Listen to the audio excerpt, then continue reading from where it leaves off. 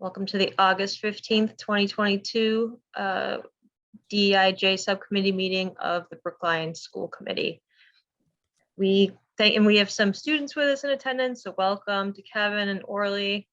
If you want to introduce yourselves, please go ahead and do so.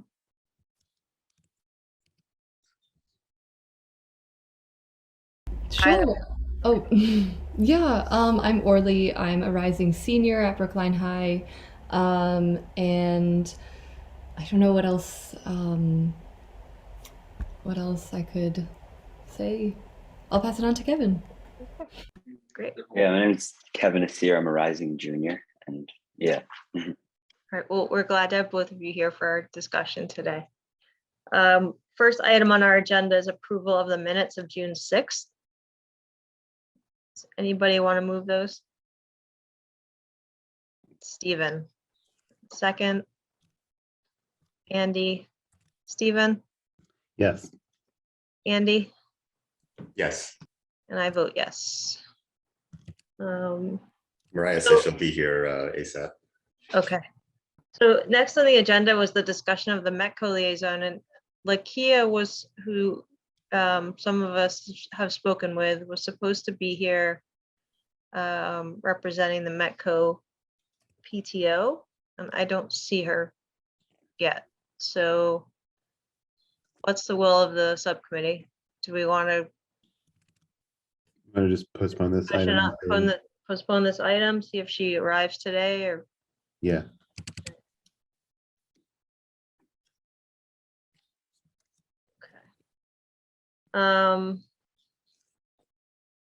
Does anybody mind if we move 4 and 3 around so that we have Mariah here for the equity policy?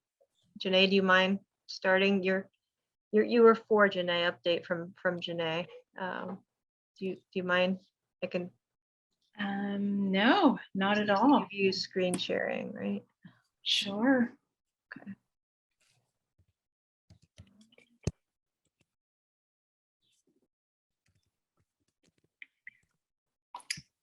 So I can just share my screen, yeah? Is that right? Be able to, yes. Okay. Awesome. Well, it's good to see everybody. And thank you so much, Orly and Kevin. Hello. Happy summer. It's good to see you both. We'll talk in a couple minutes about the two of you and the few other people that we reached out to in a second, but I will try and share my screen here for just a little bit of a, let's see.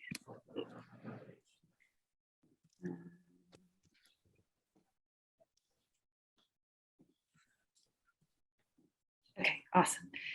So yeah, I thought I would just, it's good to see the committee again, subcommittee again. I thought I would just give a little bit of an update on where things have been going in the Office of Equity. We had our one meeting, obviously, of the subcommittee, and I just wanted to update our team here on what we've been doing in June and July. And lo and behold, here we are pretty much, not really, but midway through August, right?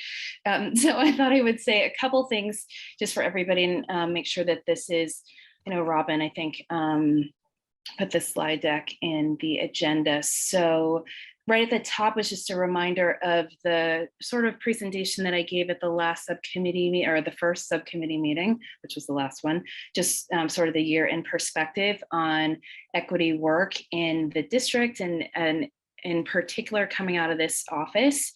So that slide deck is there, and I definitely wanted the students to be able to have access to that and take a peek too.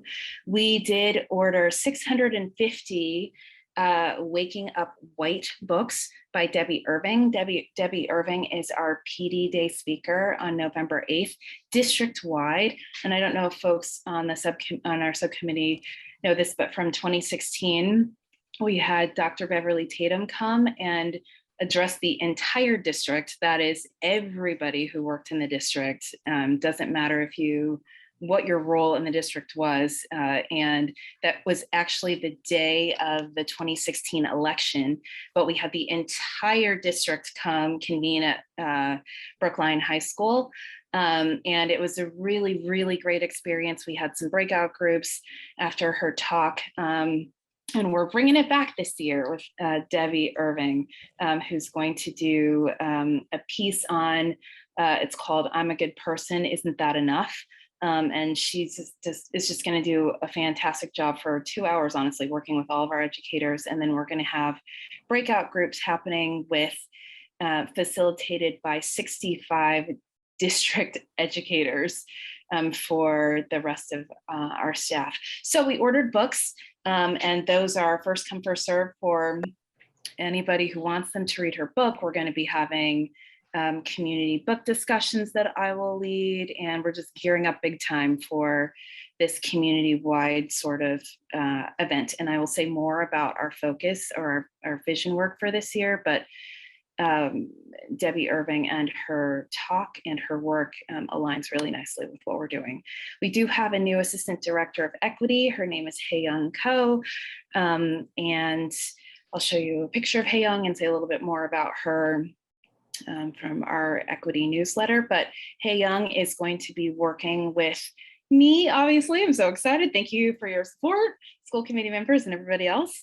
And Hae-Young is technically in Korea right now, but we spoke this morning. We've been off and on speaking throughout the summer. She's been doing a little bit of work here and there that I've been asking her to do, but she's going to be doing some work specifically with our AAPI student and family community and our students of color in general, students in our marginalized groups. Just a lot of great work, and I can go into more detail on kind of what she's looking at for this year too. We've got a calendar of our PD work with all of the schools. We're all signed up to be in schools as much as possible. So there's a calendar there that gives you some idea what that will look like. I completed 26 hours of the Trust Leadership Dismantling White Supremacy Culture Conference this summer, and the Reimagining Education Summer Week, which was funded by the BEF with BEEP educators in July. That was pretty great. We had our principal retreat in July also with all of our principals. It was a 3-day retreat here at Town Hall. And I did a presentation there that you can see that's linked there. It was a really great 3 days working with our building school leaders. We sent some new leaders, some educators, 7 new leaders for SEED to Minnesota this past I guess it ended on August 8th, so almost this past week. They were trained in Minnesota, which was awesome. They had an excellent experience, and they will be facilitating SEED seminars throughout this year. We also started a new SEED course. The Brookline Educators for Educator Diversity, or BEAD, a group of them works this summer on planning for the year. We're doing some really excellent work. We had an ARPA grant with BAF and the Brookline Asian American Family Network for $88,000, and we are doing a lot of good work this summer and throughout the course of this year. One of the pieces that is really exciting that we did is with Star Academy, which has been meeting for the last 3 weeks. Star Academy is a marriage, if you will, between our EL program and Mecca.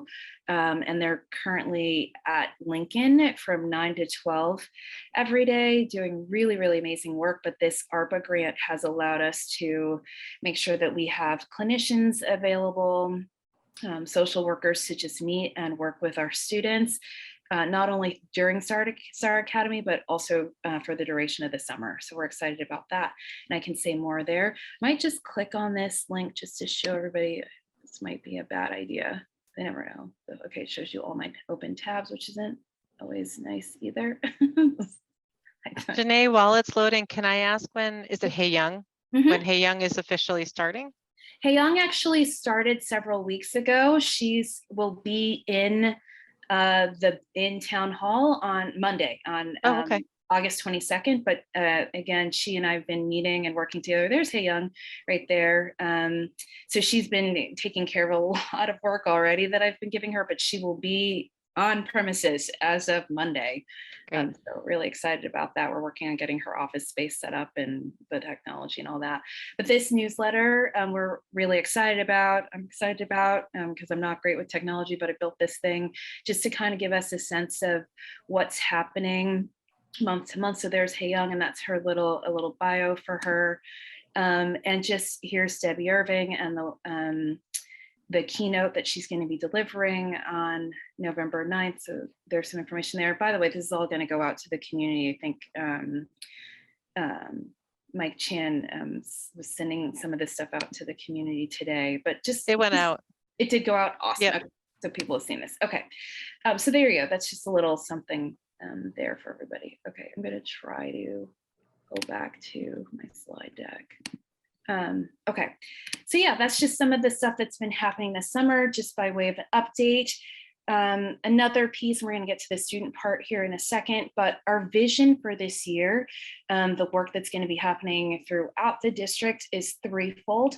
And it involves, again, understanding, identifying, defining, and understanding how we as a system and as individuals, as educators, as students and families, how we've been impacted by white supremacy culture. What is that all about? And there's some, in the speaker notes, I do a little bit of defining. We did some discussion, some deep work on this with the principals during the retreat last month. So there's that. That's what some of our professional development work will look like with educators this year. The second prong for us is sustaining, healing, and humanizing spaces. And what we mean by that is we continue to work on building culture, not only for all of our students in our demographic groups, but for our educators as well. And lastly, we'll be turning a really specific eye this year to harnessing the power of affinity conversations. And that means race-based affinity. It can be any number of identities. Obviously, we're doing, and some folks in our subcommittee know about our LGBT task force, and so work that's happening with that group and many others. And so there's a lot of information on that actually in the newsletter of what some of that work will look like this year. So I just wanted to give you all an idea of those three major levers of focus for this year. Can I ask on that one, Janae, is there an affinity conversation around disability and ability? Yeah, so we're working on it. We're currently looking to identify educators who will meet with me to be trained on how to run affinity spaces. And so that newsletter, and it's going out to all the schools as well, gives all of our educators access to a Google form where they're just expressing their interest, and we can go into great detail on what the types of affinity spaces are that we're looking to pilot this year.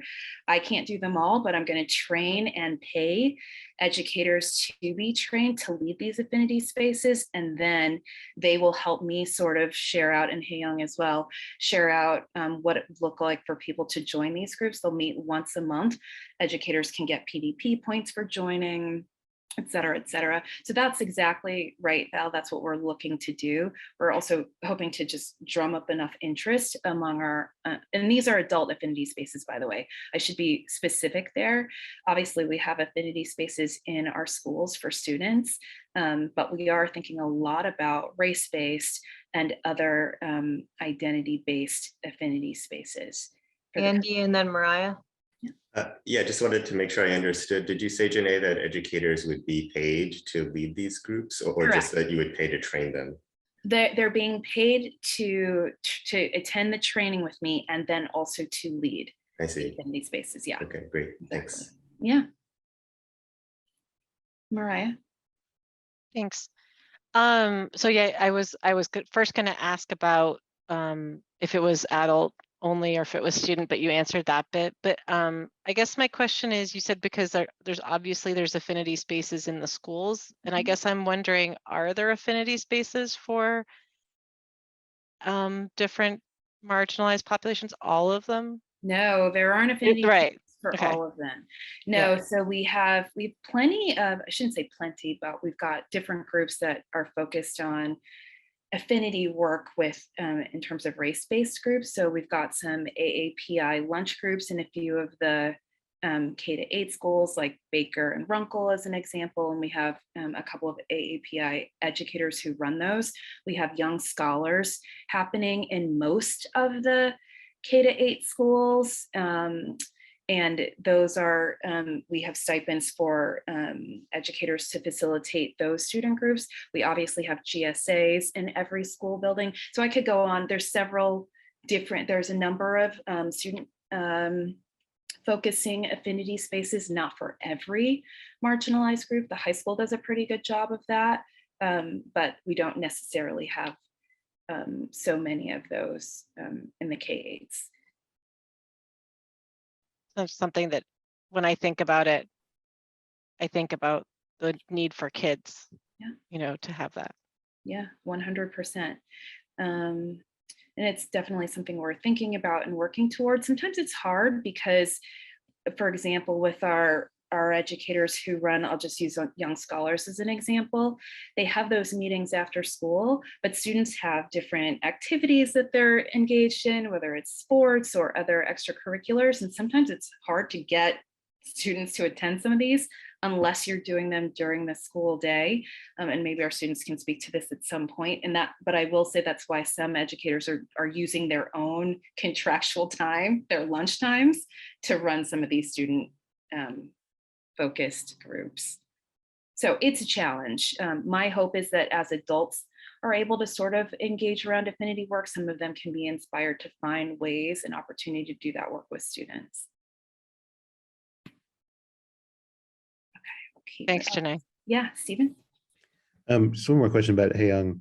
Can you just tell us a little bit about her? And also, is she full-time in Yes. your department? Yes, she is.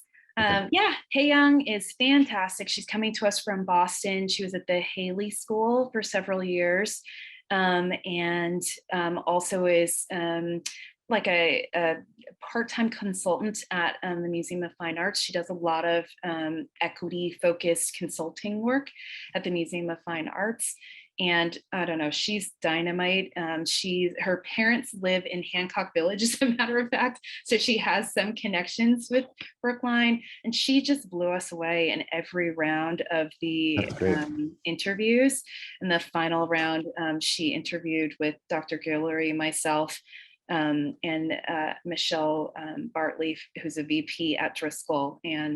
But we had lots of parent participation and student participation on these rounds. And Hae-young is fantastic. She just brings a lot of skills and a lot of. And you're sharing an admin now also with, you're sharing an admin with another department or no? No. Okay, so it's just the two of you right now that make up okay. Thanks, Janae. Yeah, of course. That's great that the hire happened. I'm so excited. Yes. Andy? Yeah, do you mind describing how Hae-young would be focusing on AAPI issues? Because I believe that the position is partly funded, right, with that in mind. Baffin, yeah. So Baffin and I partnered on a grant to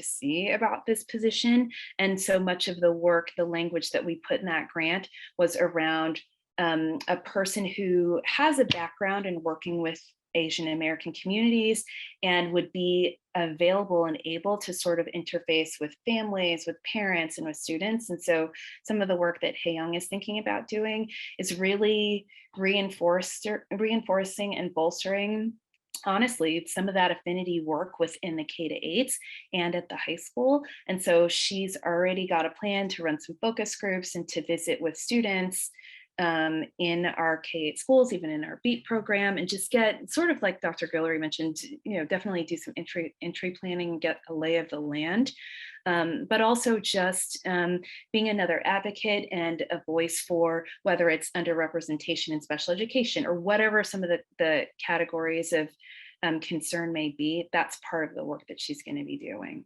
But her role obviously is much broader than just working with the AAPI community. But one of the things I'll get to in a later slide that I already mentioned is we are really thinking about what it looks like to sort of dive deep. And Mariah was in a meeting at the beginning of the summer with Aaron Cooley and I, just looking at like what's our data? What are our data stories? What are our demographic stories of our different populations?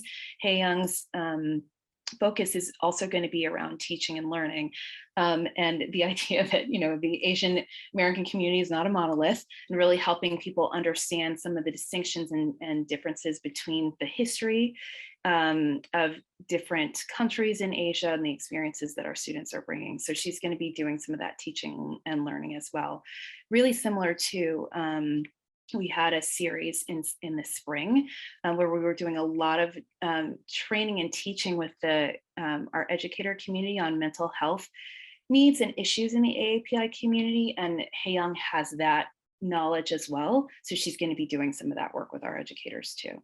So those are a few things.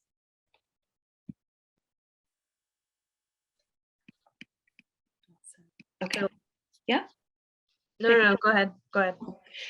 So then I just wanted to say something about, that was June and July. So say something about our August equity work. This is really all summer long, and this is going to bring me to our students. So thank you, Orly and Kevin, again for being here. The first bullet just is to let you all know that I've been doing a lot of close work with the Office of Teaching and Learning. We're doing some really close partnering and planning around that for this year, around some of our district goals and work, in particular with supervision and evaluation and what it looks like coming down the pike in DESE.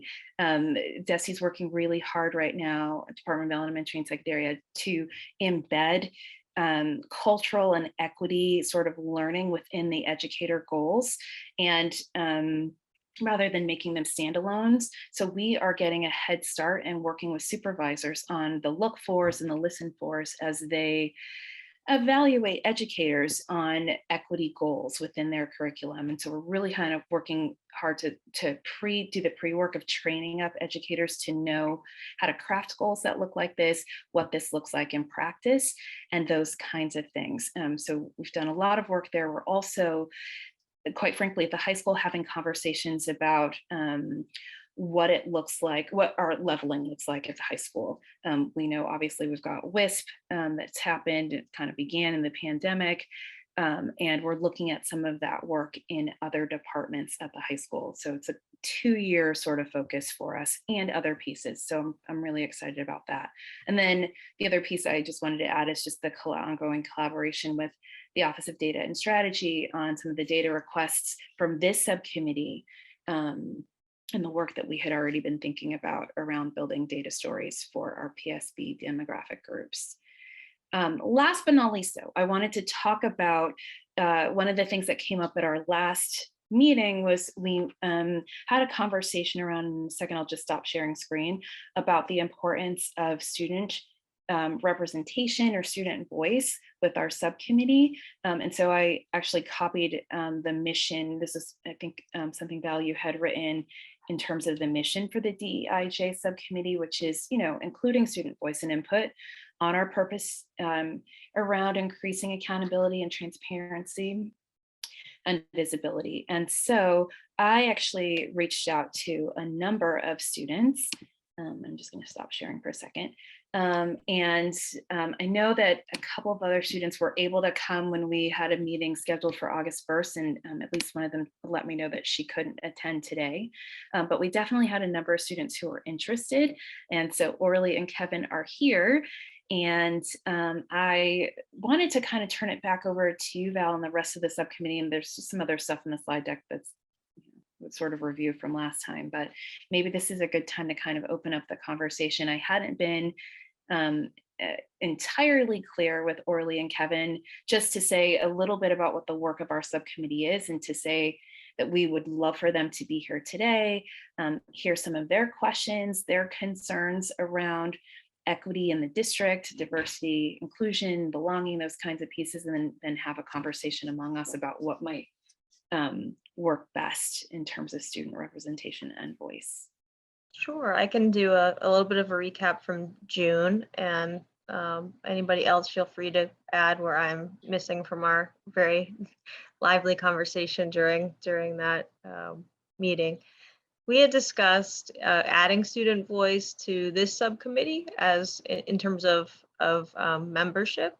That would require, I think we agreed, and correct me if I'm wrong, that it would require attending the majority of meetings so that you'd see the work over time and be able to really engage with us on that work and be meaningful participants and bring real perspective from students to help us collaborate in this DEIJ work. That's the sort of short nugget of of what we were talking about and wanting to include as many voices as possible. It came up during our conversation about Mecca liaisons and other liaisons, and then we began to talk about student perspective. And Janae said she had some great students in mind that she would invite to our next meeting. And so I'm glad to have you here and would love to hear your thoughts on that and any other subcommittee members who have additional comments on that.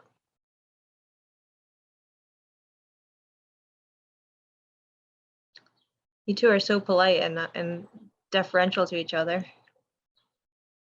Wants to talk about what we think about what you guys have talked about.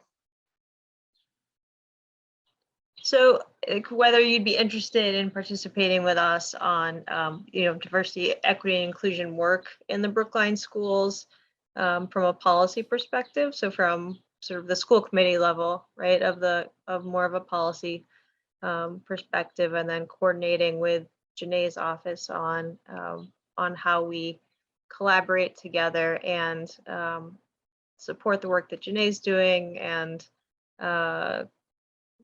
have some support from Janae on our larger policy goals. Very well. Mr. Tar is great, so I'll take any excuse to work with her. And then also, I heavily respect everything that I think this subcommittee stands for, and so I'd love to be a part of it. So yeah, I'd definitely be down for anything. Riley's nodding her head, but she's Yeah, me too. I would really love to participate. Actually, one of the things that I thought of when I heard about this subcommittee was I started a club this year called Students for Equity in Education. And I think this would be a really great outlet for members of the club, perhaps to even rotate through, just so we can all share our ideas. And I mean, we can figure out the logistics of that, but the club aims to implement more equitable curriculums and more equitable practices, whether that's racial justice in history classes especially, or more gender equity in health classes, or a more or a different perspective on our lessons on climate change. So there's a variety there. And we would really, really love to work with you all.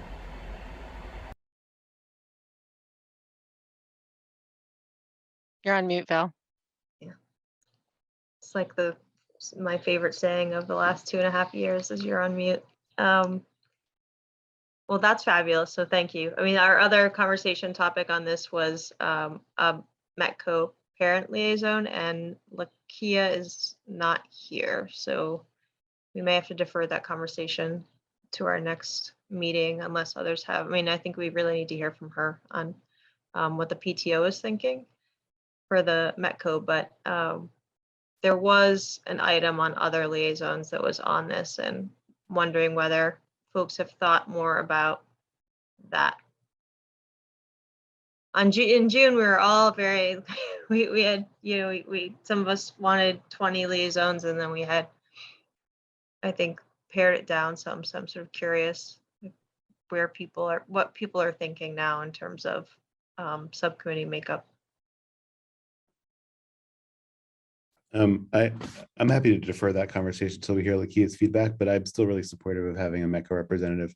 I understand that the legal constraints, though, that they can't be voting members, and I would want to make sure that they don't feel that they're being a token member of this committee and actually have some substantial contribution. So I think the challenge is finding a way for it to be substantial and within the legal parameters. And I know that opens up the can, which is like anyone. There are lots of groups that deserve it, but I think Metco is a really obvious one, and I think we should start with it at the least, and then we could see where to go from there. I can't remember, did we talk about, sorry, I'm interrupting, never mind. I concluded. Well, but there's people with their hands up, so. Kevin and then Janae and then Mariah. No, I just wanted to agree with Mr. Ehrenberg. I think it's important to have a voice similar to the students on the board, like rather than voting and making decisions on a certain group. It's important to have their voices, right? It's worse to do without them. So I agree. Janae? And then Mariah. Yeah, I was just gonna say, and I don't know, I might be anticipating something you were thinking, Mariah. I was just curious. I'm remembering Andy and a couple other folks in June, we talked about if students are going to be a part of this subcommittee, did we want to have one or two who are just sort of, you know, kind of locked in and panelists every single meeting? Did we want to have a couple students rotate out? I wasn't completely clear on the time expectation. And so when I wrote to our students, I mentioned, you know, I think I said, I forgot, y'all probably know better than me, an hour and a half to 2 a month or so. I couldn't remember, but just trying to be clear about what their role is and what our expectation is of them, because they're busy people. And I know we also wondered about, are they representing just themselves, as Orly spoke to? Are they sort of trying to speak for a larger group or liaison for? So I just wanted to get some clarity for their sake and ours on that. Yeah. So my recollection was that we, I think concluded that we needed at least a couple of folks who were permanent, because for conversation continuity's sake, to actually be able to build on the work, and then to layer on other student voices, community voices throughout our meetings, so that we were getting diverse input and feedback, but so that those folks could engage on a 1-off or 2-off or 3-off basis without that subcommittee commitment. That's my recollection. I'm happy to. Mariah? I think my recollection too is we wanted to have some continuity. I think you sort of framed it nicely before. You're like, hopefully you can come to half the meetings, but if there's a couple people who want to join, that way we sort of get collective memory. I like what you said, Orly, too, about, you know, possibly having almost like the best of both worlds. Maybe you're attending the meetings, but bringing special guests, so to speak, to talk to their ideas. I love having that too. Did we talk about, I can't remember it, I was just looking back at the minutes and I can't see it. Did we talk about having any sort of CPAC presence or anything like that? Or are we counting CPAC as having, like, did we talk about having a CPAC liaison? We did. Okay. And I reached out and didn't hear back. I'll do it again. Okay. I mean, the importance that I see of the liaisons, just so Orly, you and Kevin, the two of you hear about, this is my opinion, is not that you are having to speak for everybody, but that when you hear what we're talking about, you feel comfortable raising your hand and saying what you think about it, because it gives us another perspective into that. But also, if there's issues that you're hearing about, you feel free to share them with the committee too, and not hold back. So it's really just, it's just like any other committee member in that sense. You wouldn't vote, but you certainly, you're always like, you know, a welcome opinion to, and someone to hear from. Excellent. Hey, did you have you had a third student, right, who was maybe interested? I actually had 4 students. Madison Allen, who is the president of the Black Student Union, was unable to come today. And we have a sophomore as well, who, and Kevin got me in touch with another student who's very interested. We had a lot of students. I actually had to turn some away. I think we want to keep this tight. And I do know that the other 2 students who were not able to come today were pretty interested as well. So I'm thinking, wanting, you know, you all to, how many students do we want? I guess is the question. I mean, I think having the 4 is great. And if somebody doesn't show up, just like if somebody doesn't show up from our side, you know, from the subcommittee, the school committee side, these things happen, but on a fairly regular basis, I think 4 is great. And then again, like, bring voices that you think are relevant for either what's on our agenda, what's going on, what you're hearing at school, topics that you want to raise, that you want to bring folks to. Claire really did a nice job of sharing her platform for full school committee when she was the rep last year. And I think that tradition is going to continue in the fall. So, I invite the same here. Can I ask a question about that? Sorry, Kevin, I'm going to cut in line next time. One of the things that I've always been curious about, and I think is a question here, is to what extent is the student liaison asked, rather than bringing anything that they like, to what extent do they allow the district, as opposed to the school committee, to have the opportunity to respond to problems identified beforehand? Can you say more on that? What do you mean by that? Yeah, so like, I'm making this up, but say there is a student who feels that they have been treated unjustly or something. This is a totally random thing. And there is a larger problem. Do we expect that, for example, that student would come talk to us because this is something that's greatly affecting them and other students might be feeling very aggrieved by what they understand? Or do we want it to, like, is this the right venue? I guess my question is, what student experiences do we want to have come here? How do we ensure there's privacy? How do we ensure that the administration doesn't feel like their own ability to solve problems or even hear about great things, like it could go either way, is not taken away from them? Do you understand what I'm saying? Janae, am I being eloquent enough in this? Okay. Yeah, I think so. That makes sense. I mean, from my perspective, it would be more of a policy level piece, or of a. But sometimes policies are born out of, right, like of a magnitude that is occurring. But multiple policies are born out of things, right. Individual cases happening many times, right? Right. So, I guess how so do we? from my perspective, it's numerosity, right? Like if it's, I don't know what that number is, but it's not a one-off. But even if a student says, I'm coming to you because I feel like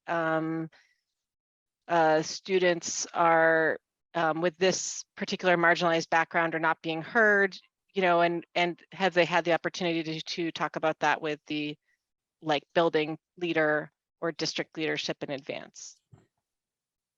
Andy, and then Stephen.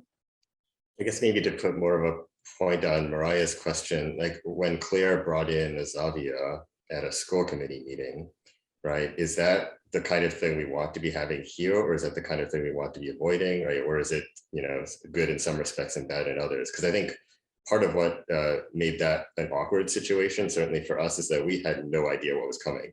Right. Right. And so it's not possible for a 9-member committee to have an effective response on the spot to a presentation like that when we had no idea it was even on the agenda. In other circumstances, it could actually have led to a really, really productive discussion, right? But it didn't because of the way it came up. So I guess, Mariah, do you have something like that in mind? Like something we should think through how to handle? Yeah, but well, I had COVID when Azavia came to present, so I wasn't there that night, but I saw the recording afterwards, and I thought it was an amazing presentation. Like it was wonderful. And I don't know to what extent any of that was new to high school leadership, and maybe none of it was, but how do we make sure that there's that? I guess I don't want the school committee to be perceived as undercutting the school leadership that we want to also be supporting, right? Like to make sure this is mutually. So yes, I guess you could think about that one, although I'm not sure it actually had any negative. It wasn't, I don't know. It was only that the school committee didn't really know how to respond on the spot, right? And so we weren't able to take advantage of the situation the way we would have if we'd known beforehand what was about to be presented. Got it. Janae, do you want to say anything on that before we go to Stephen, or should we go to Stephen first?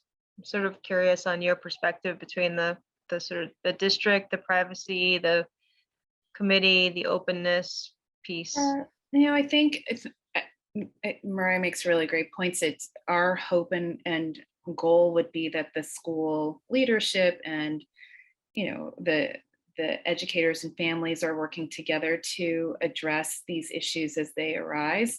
That doesn't mean that they are always done well or handled well, but there are some good stories that people don't always hear about because they end so well. It's sort of the ones that don't end well that kind of get the attention.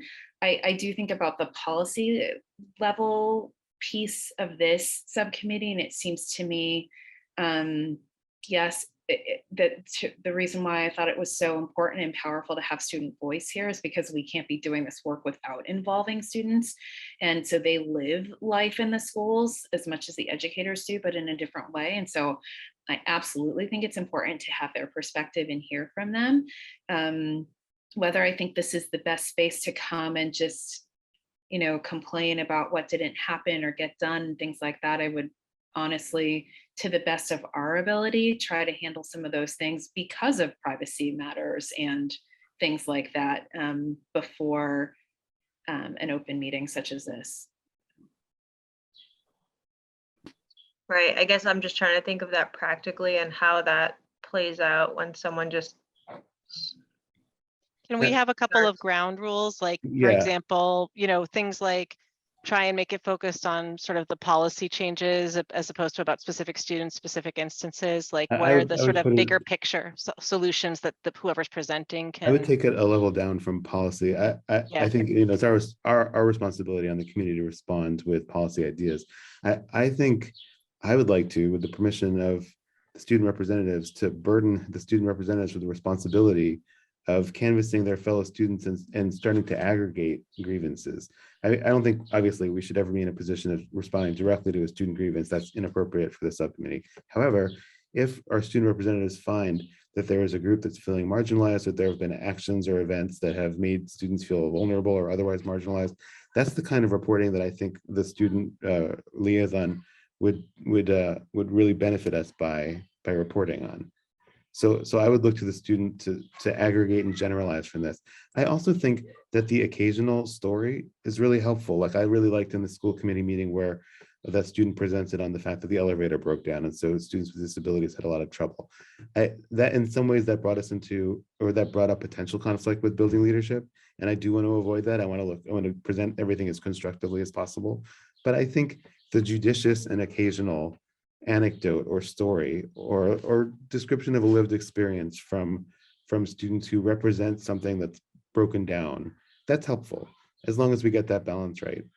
So as long as it's what that I'm saying is, person though, who's choosing to do that as opposed to having it imposed on them or feeling like it's a delicate balance. that's right. And I think it's one that I think maybe we can have a longer conversation with the student representatives on how to get that balance right.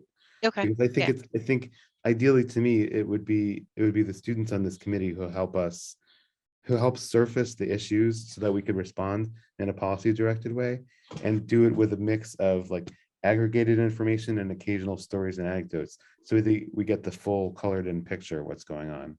And maybe we can connect, you know, beforehand to just have a heads up on maybe what some of those issues are so that we know before the, you know, before the meeting starts.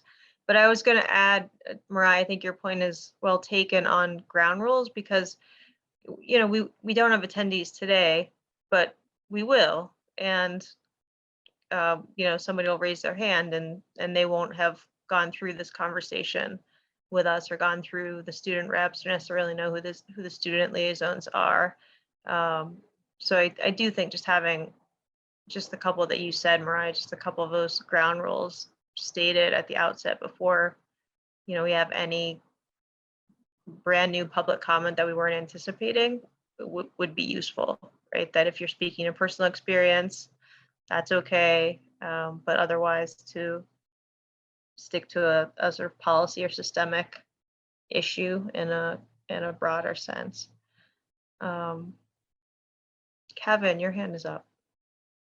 Yeah, no, I agree that students should be an active part of it, but I don't remember who said, I think it may have been Mr. Ehrenberg who said it would be inappropriate to just get like direct grievances about something like very specific from a student because that's not our place as a subcommittee. So I feel like the me and Orly are, I suppose, the other student representatives, that may be more on us because we're actually in the school. We can see, we observe things, we see issues that are surfacing. And then of course, behind those issues, a lot of the time will be a larger, more general, but more important issue that we can handle. And I feel like that's more of our place rather than, helping every individual student, helping them as a whole.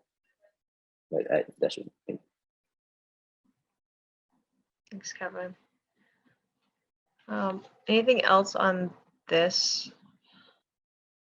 Just that I think it was maybe Kevin or Stephen who just said, not focusing on policy, but systemic, right? Because that's really what we're thinking about here, is systems and systems of oppression and institutional level issues. So But to I like, surface those systemic issues through a mix of your own interpretations of what the aggregated issues are and the occasional stories from people that'll help us. yeah, really I think understand. anecdotes can be Yeah. very illustrative. We just don't want to be focusing, as you said, Kevin, on single cases. We want to be looking at the bigger picture, and those can be illustrated by some of these stories with the person's permission or them speaking it themselves.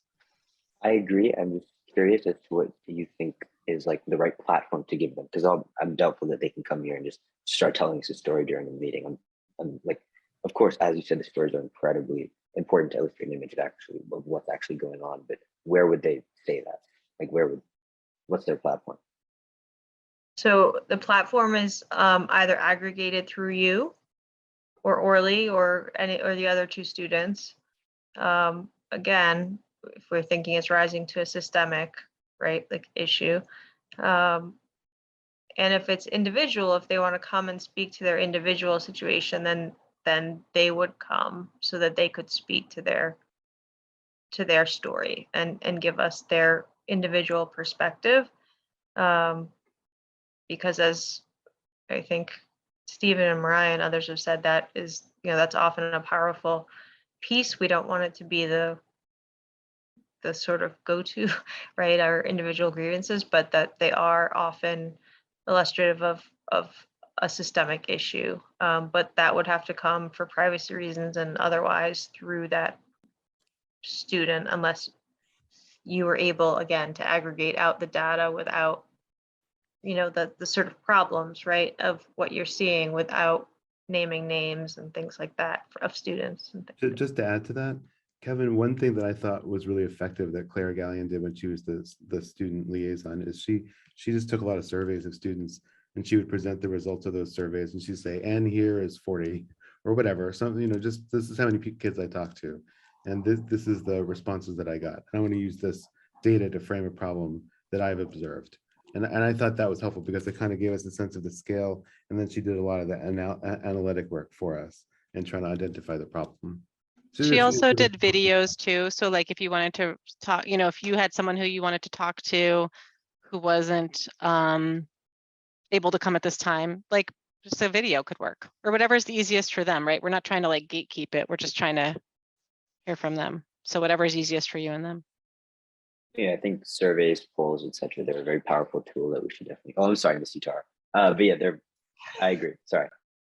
No, Kevin, that's great, and happy to help you and Orly and Syra and Maddie. With sort of the more public school wide. Like here are our reps for the DEIJ subcommittee, and you all have your methods and your ways, but. Again, I know you're busy too, but if there's any help that I can offer to help, do this kind of thing to prepare for some of these meetings and sharing that information, happy to do that. Your hands up, Janae, for something else, or no, that was it. Okay. Speaking of, can I slightly change, but not quite change this topic? Mm-hmm. One of the things that I think we talked about at our inaugural meeting was this idea of training for school committee. Yes. And one of the things that I think I would really value is hearing some student firsthand experience. And so there might be some opportunities there as we think about what a training looks like for school committee and how we start to explore the range of experience that our students are having and what our role is in improving where those experiences are not good. and just exposing the reality of, right? Like, I think there's, what was the title, Janae, of the talk, but I'm a good person. Right. So like, wait, but I'm a good person. I'm a good school committee member. And yet this is what's happening in my school district. And so what are we doing about that? So I would like to, I think that would be, Yeah, I was gonna. dense in a good way, bring that I up guess. under new business, Mariah. I wanted Okay. to just pose it with David on how he wants to think about that. But yes, I meant to reply to you. So in your packets were both the draft equity policy that the policy subcommittee had last year, and then thank you, Andy, an updated staff section that Andy took the lead on. I think we should focus on the staff section. We still have some work to do on the student section. And there are some issues, I think, Janae, that I'd love to hear from you at some point about on, but also I want to confer with, I want us to confer with David and maybe have a joint meeting with policy on the student side, because just in glancing at our policy manual, I feel like I found at least 7 policies that touch on the student pieces at least. And so I want to make sure that we're not completely in conflict or addressing sort of overlapping issues with policies that we already have in the district, and then also how things are being implemented on from the district, because there are some that link.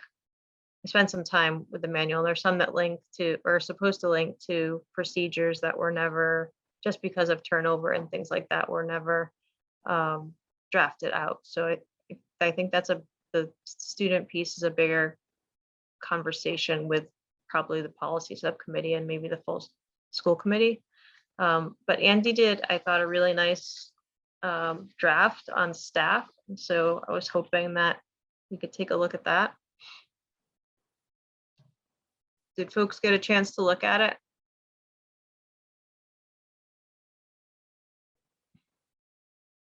I have a comment about it. Why? Trying to screen share, it's not working. Can somebody pull it up? Yeah, I can put up. Okay. Can I say my comment about it while I Yes. pull it Go up? ahead. Yeah.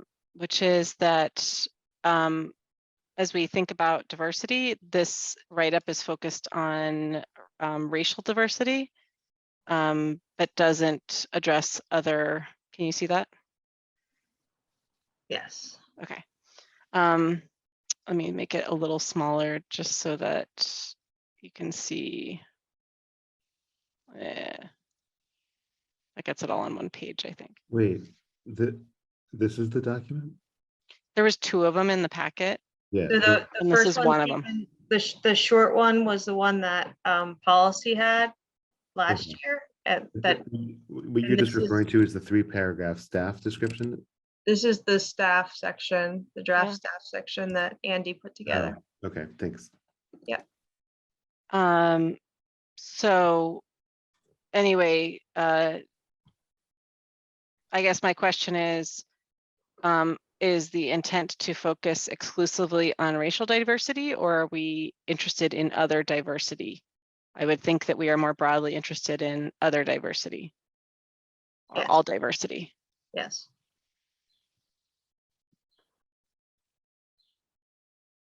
If I could respond to that, Mariah, I mean, I drafted it so that it applies to all forms of diversity, so that any form of diversity that people want to take up can fall under these practices, right? But like, for example, for recruitment, at the moment, like the specific items have to do with race. But the sort of general language in the preamble and at the end and elsewhere in the draft, those are meant to be kind of very open-ended. So, but this says like recruiting and retaining educators from groups that are underrepresented. So for that sentence, for example, I specifically was thinking of men as a group that Right. might one day we might want to address that issue, right? I would like to see, and I'm happy to provide the comments on it, something that talks about recruiting. Yeah, I think we need to add it, Mariah. I think you're right. Okay.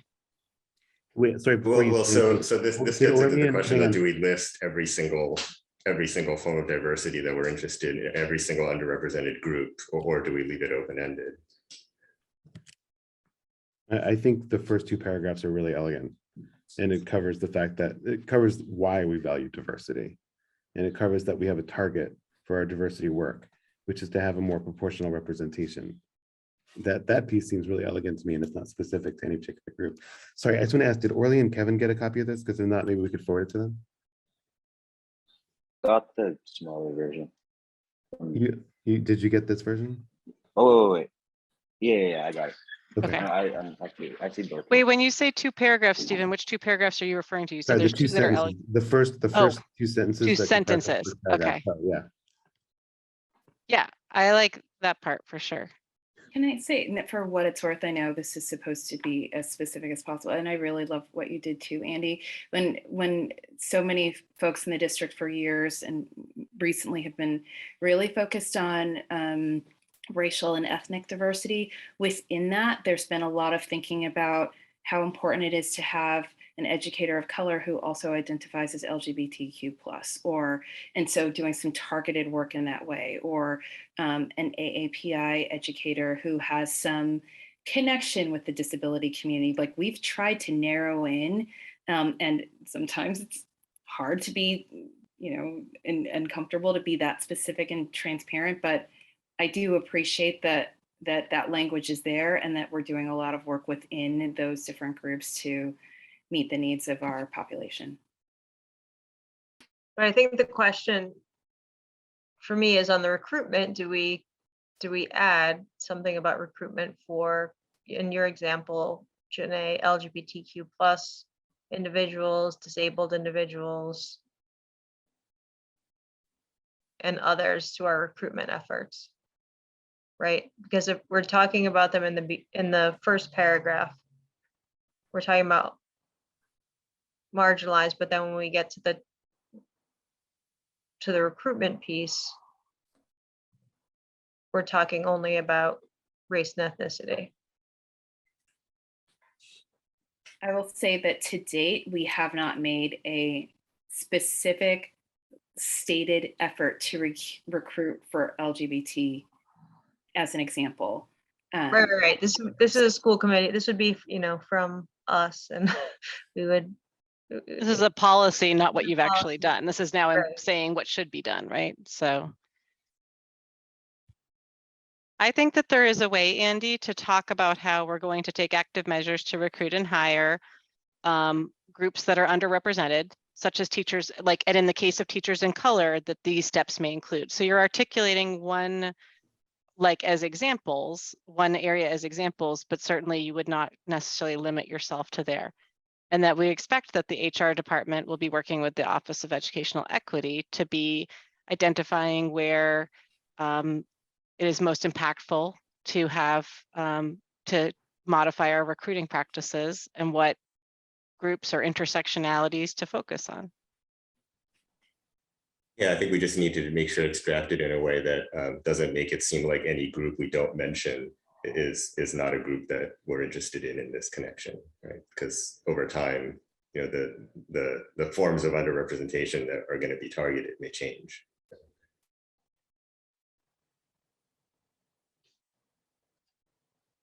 And I like what you wrote about mentoring. And I liked what you put in about evaluation. I think it's just like a little bit of tweaks here. Mm-hmm. Okay. Andy, do you want Do you want to do the suggested next one, or language? do you want to suggest, or do you? Yeah, I'd love suggestions on how to sort of widen the scope without seeming to limit the scope, if that makes sense. Mm-hmm.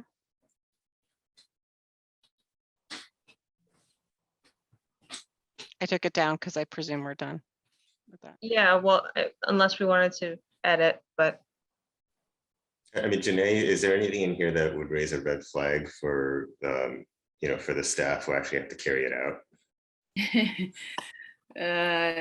No, no, I think we've been thinking a lot about, I know Mariah took it down. Okay.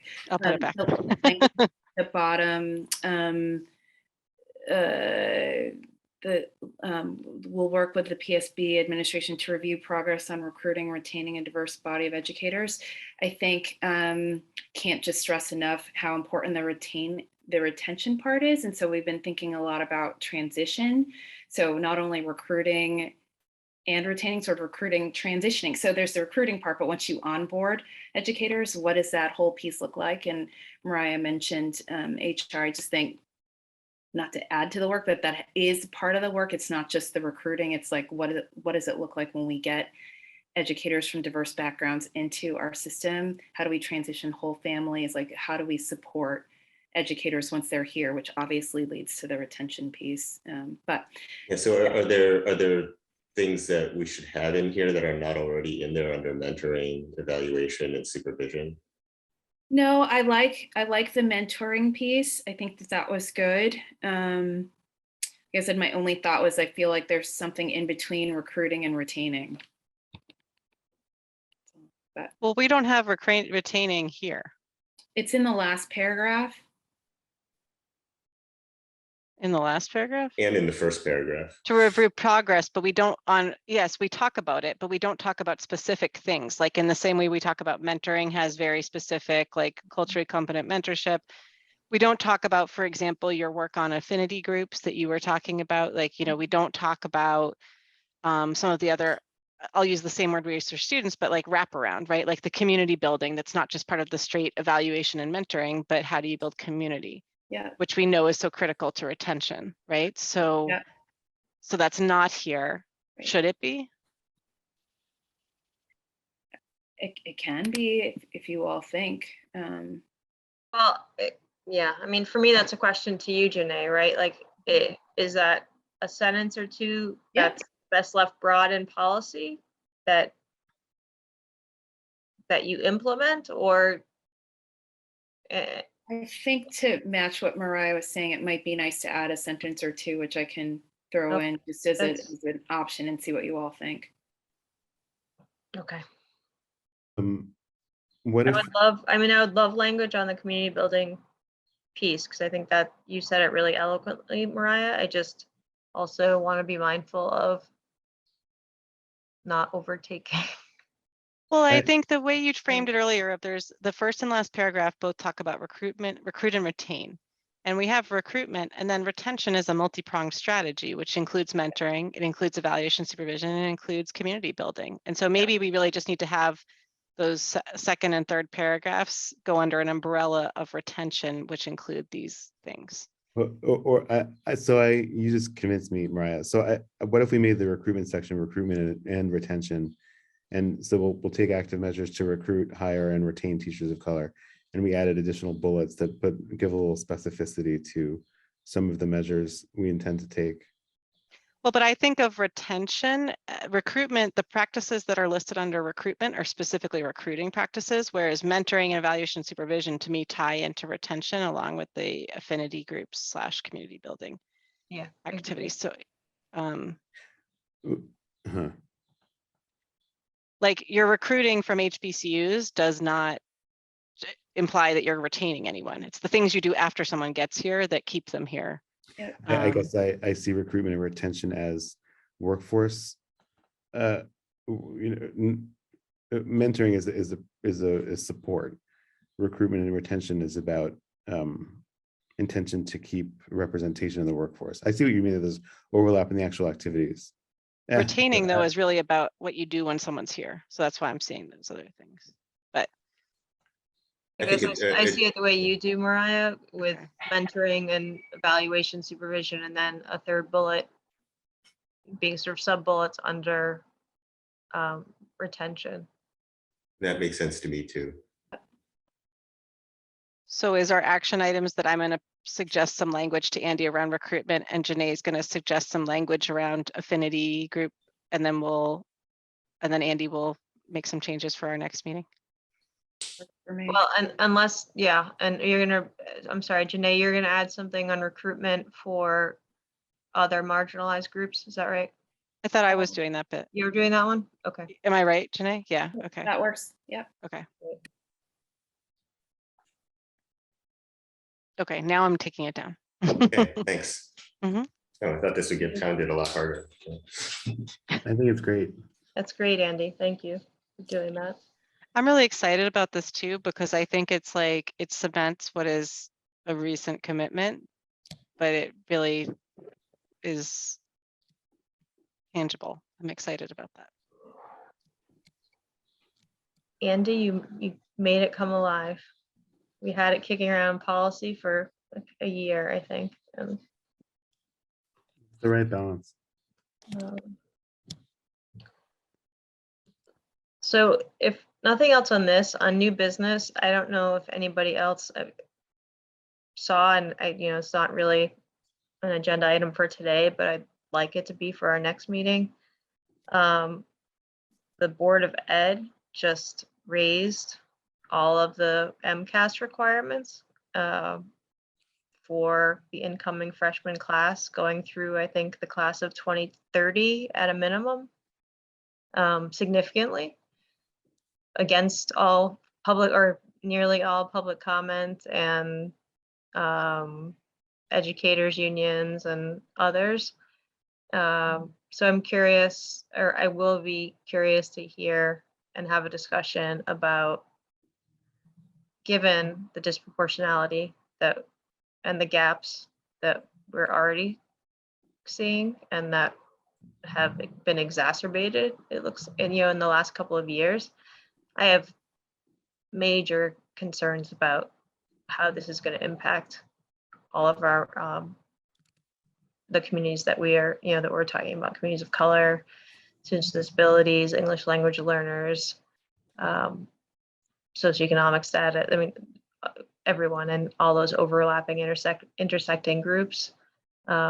So I'd like for us to have a conversation about that we can maybe bring to full school committee. Val?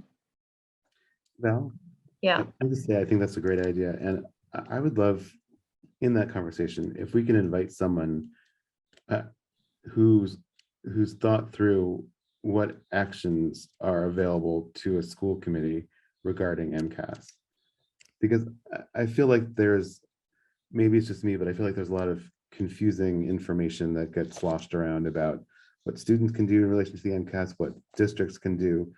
I would love a presentation about that, and we can think about it from an equity lens. Lisa Yeah, Giesbond, Giesbond. right? Yeah.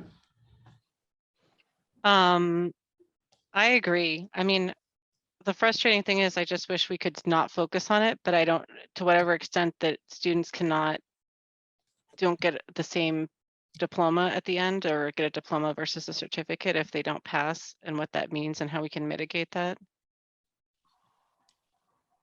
right. And we're talking right for this incoming freshman class through 2030. So this is not, there's not Is this a runway. pilot? It's not I a didn't- runway.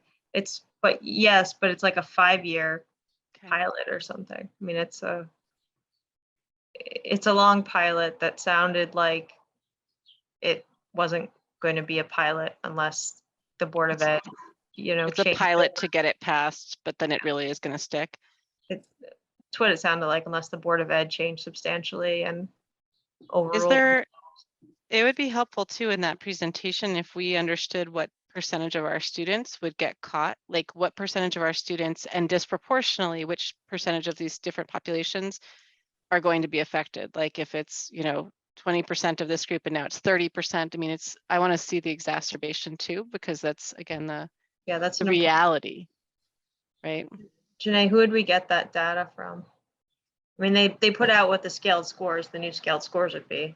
Yeah, we just sat down with Erin to go through all of our MCAS scores as we're building out certain things. And I only heard that announcement this morning, and she was out sick today. So I will want to follow up and see, because as you know, Erin's transitioning. So some of us here are trying our best to get anything and everything we can from her. So that's yet to be seen. But yeah, I was almost drove off the road when I heard that today. It's like, okay, here we go. So yeah. Yeah, I mean, I would love to know what we can do to sort of like, I just want to push back. Like, I just want to push back on this whole thing. It just seems this person is such a tail wagging the dog situation. And I would love to have that. I think your idea, Stephen's great, to have this be like a guided conversation of what we can do. I would love to see us at the vanguard of districts Yeah. that are thinking through how to push back against MCAS requirements that have real equity consequences. Like, why not? Yeah. I mean, we have the subcommittee here now. Like, let's do it. right. I mean, and we vote every year, it seems like, right, to eliminate MCAS through mask, but that's like a pro forma something that seems to go nowhere. And I would also like to know, to Stephen's point, like there's different guidance for schools versus students. So what our students are like, being a little bit more clear on what we're telling our students. I feel like our districts, I would like to understand what people can say about that. Like, what are you allowed to opt out of? And So I can tell you for students, having well, tried- there's what tried students to opt can my do. child out of it, right? Like, No, but there's what students can do and what like the district has historically told students they can do. And are we changing the messaging that's going to students? Again, things to think my about. current understanding, so, and I would love to hear it, and I asked Lisa actually about this and others about this at the time, was that from the day that MCAS starts until the end of the school year, if you don't refuse every single day, they'll put the test in front of you, in front of the student. So if your student either has language challenges, disability, and you're trying to opt them out, you as a parent can't currently opt them out. They have to every single day go into school and say, I refuse to take it, which to me is an incredible burden on the most marginalized students to not be able to have their parent opt them out once or their guardian opt them out once. That they themselves every day have to like carry a sign around that says, do not hand me an MCAS test. Yeah. So, and that's just opt out, which, as everybody knows, doesn't get you a diploma currently. It's 6:15. I apologize, but I have a hard stop. That's okay. Okay. So will you talk to David though about school committee training? Yes. Yes. Okay. Thank you, everybody. Orly and Kevin, it was a pleasure to meet you both. I'm excited. Nice to meet you both. Look forward to having your other student friends. Do you all know each other, the four of you? Do the four of you know each other, Orly and Kevin? I think I've seen Kevin before. You went to Baker, right? Yeah, I went to Baker. I went to Baker. Yeah, nice. I saw you. I'm friends with, I know Cyrus, she's in my group. I have a question. How often are the meetings? Are we settling around 2 hours a month? They're an hour and a half a month. Okay. So 5 to 6:30, and then the schedule actually will be forthcoming. I need to just get a couple where we had a conflict with another committee over to Robin Coyne, who's our admin for school committee, and she'll get that out to everybody for the year, for the calendar year. And I just want to say, I think I told you all a little bit longer than that, more time commitment. But if we're actually only meeting as a subcommittee for an hour and a half a month, that gives you that extra time to kind of get some of that information. Well, right. I was going to say, like, there's a little bit, right, that is going to happen outside. So the meeting is an hour and a half, but then if you are doing a survey or you're talking to students or you want something on the agenda and you're picking up the phone or sending me an email or something you want on the agenda, that's 10 more minutes maybe of your time, right? So probably all told a few hours a month is what we're talking about. And we can divide the work if you will, among the four of you. So thank you. I just want to say thanks also. Yeah. It's really great that you guys are making this commitment, and I'm really excited to work with you. Yeah, thank you. Right. Yeah, it's fun. Thanks so much, everybody. All right, have a great rest of your evening. Take care. Thank Thanks, everyone. you. Bye. Thank you. Bye-bye. You too. You. Bye.